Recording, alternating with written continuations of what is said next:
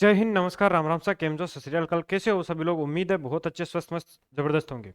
तो मैं जुगल किशोर स्वागत करता हूं आप सभी का GK Jugal Kishore YouTube channel पर। तो कैसे हो आप सभी लोग? उम्मीद है अच्छे, मस्त, स्वस्थ, जबरदस्त होंगे। तो जो हम शॉर्ट सेशन है उसके अंदर आपका स्वागत है। हम रोज शॉर्ट सेशन लेकर आते हैं। कभी जैसे हमने एकीकरण कर लिया, 1857 की क्रांति कर ली, 1818 की सहायक संधियां कर ली, और आज का हमारा टॉपिक है वो रहने वाला है जनजातीय आंदोलन। यदि आप किसी भी चीज़ का रिवीजन कर रहे हैं तो ये शॉर्ट सेशन देख लीजिए, आपका संपूर्ण रिवीजन हो जाएगा और एग्जाम ओरिएंटेड सभी क्वेश्चंस आपको यहाँ पे करवा दिए जाएंगे। तो बिल्कुल देखिए, आज का हमारा जो टॉपिक है जनजातीय आंदोलन। सबसे पहले तो कि जनजातियों ने आंदोलन क्यों किए, इनमें से मुख्य हमें एक तो भील जनजाति के आंदोलन पढ़ने हैं और एक मीणा जनजाति के आंदोलन पढ़ने हैं। यानी मुख्यतः हमें दो जनजातियों के आंदोलन पढ़ने हैं, जिनमें भील और मीणा। देखिए, सबसे पहले हमें पढ़ना है वो पढ़ना है मीणा जनजाति के आंदोलन। मीणा जनजाति के आंदोलन में क्या होता है कि मीणाओं ने आंदोलन क्यों किए। तो देखिए, एक भारत सरकार द्वारा क्रिमिनल ट्राइबल एक्ट लाया गया था, कब? 1924 के अंतर्गत। यानी 1924 में भारत सरकार द्वारा क्रिमिनल ट्राइबल एक्ट लाया गया। इसके अंदर क्या होता था? इसके अंदर यह होता था कि मतलब जो भी 15 या 20 साल से ऊपर के जो मीणा है, उनको, मीणा क्या है प्राचीन समय में, देखिए ये एक चोरी करने वाली जनजाति, इसको घोषित कर दिया गया था।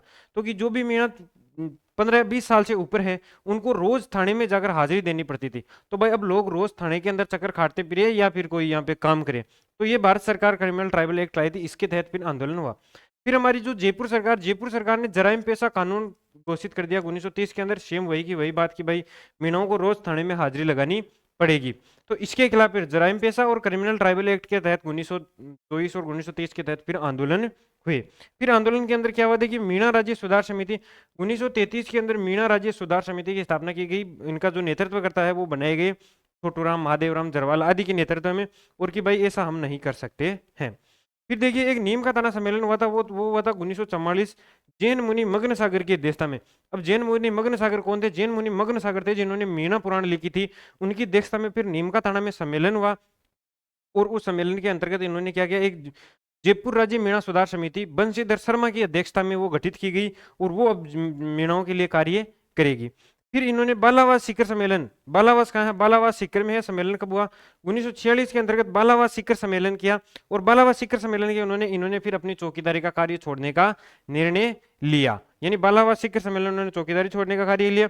फिर देखिए, 1952 के अंदर हीरालाल शास्त्री के प्रयासों से, हीरालाल हीरालाल शास्त्री हीरालाल शास्त्री के प्रयासों से फिर 1952 के अंतर्गत पूर्णतः क्रिमिनल ट्राइबल एक्ट समाप्त हुआ, और मीणा आंदोलन की ये इतनी बातें। यानी आपको क्रिमिनल ट्राइबल एक्ट, जराइम पेशा कानून, मीणा सुधार समिति, नीम का ताना सम्मेलन, बालावा सम्मेलन और 1952 में हीरालाल शास्त्री जी के प्रयासों से समाप्त। ये चीजें आपको मीणा आंदोलन में ध्यान रखनी। अब देखिए, थोड़ा भील आंदोलन में उसमें ज्यादा चीजें हैं। सबसे पहले तो यदि आपको पूछ ले कि प्रारंभ में भील आंदोलन का नेतृत्व किसने किया था, तो प्रारंभिक भील आंदोलन का नेतृत्व तो किया था दौलजी खींची। बस ये सीधा सीधा नाम है, दौलजी खींची या दौलतमल खींची, ऐसा नाम आए तो वो कि भीलों का प्रारंभिक नेता या नेतृत्वकर्ता कौन थे, तो वो थे दौलजी खींची। फिर हमें देखिए, जो भील आंदोलन है वो दो व्यक्तियों के इर्द गिर्द चलेगा, जिसमें हमें एक तो पढ़ना है गोविंद गिरी और एक पढ़ना है मोतीलाल तेजावत। भीलों ने आंदोलन क्यों किया, सबसे पहले ये।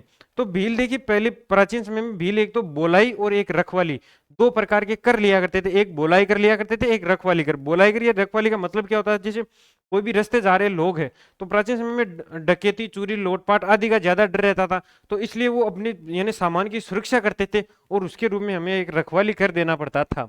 अंग्रेजों ने वो कर दिया बंद। तो अंग्रेजों ने वो कर बंद कर दिया, तो फिर भीलों ने आंदोलन करना स्टार्ट किया।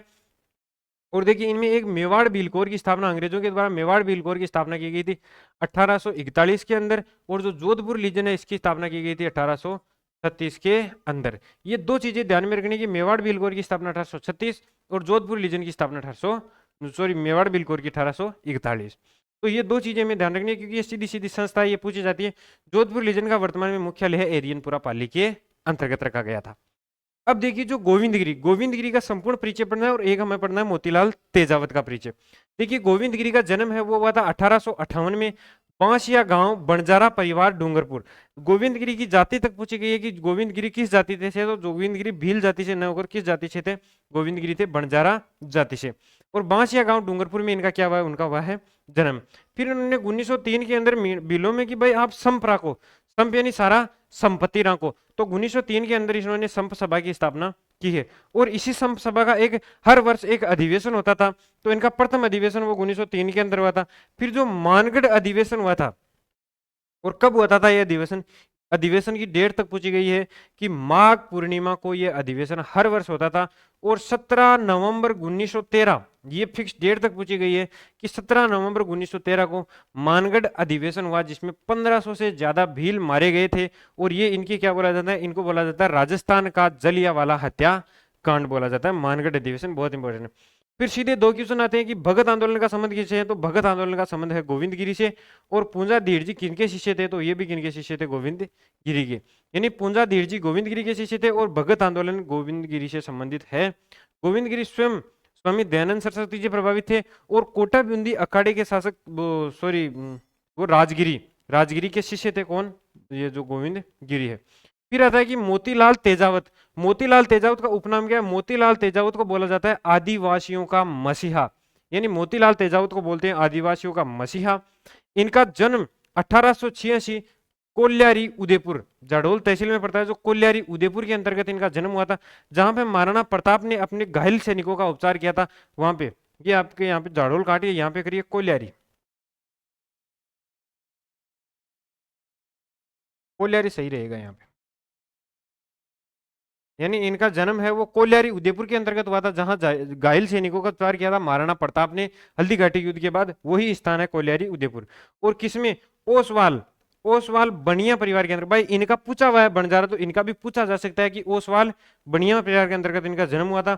और सीधा आता है कि भूमटिया एक ही आंदोलन का संबंध किनसे है, तो देखो भगत, ध्यान रखना है, भगत आंदोलन का संबंध है गोविंद गिरी से। और जो भूमटिया एक ही आंदोलन का है, इनका संबंध किसे, मोतीलाल तेजावत से है।